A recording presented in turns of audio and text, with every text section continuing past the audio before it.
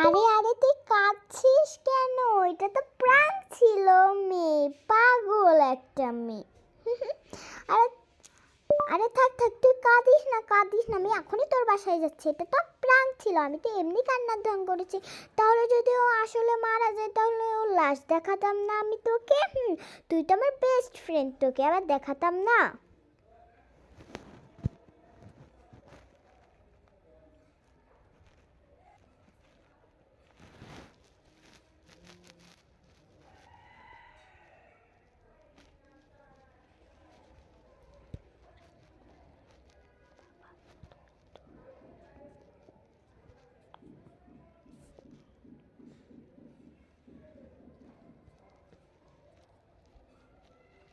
তুই এটা কি বললি রে? এটা নাটক ছিল?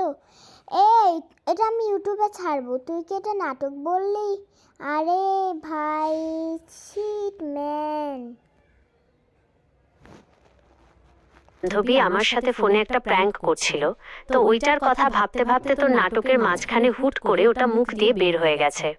আমি আসলে বলতে চেয়েছিলাম অন্য কিছু, কিন্তু মনের ভুলে ওই প্র্যাঙ্কটার কথা বলে ফেলেছি। প্লিজ প্লিজ তুই ওটুকু অংশ কেটে দিস। তুই কি ওখান থেকেই আবার শুরু করবি, নাকি আমি ওই কান্নার পরের সিনটা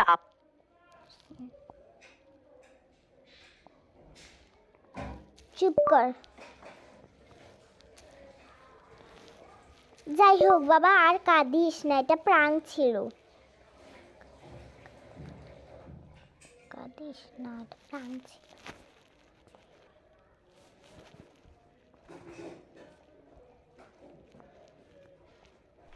এটা প্র্যাঙ্ক ছিল।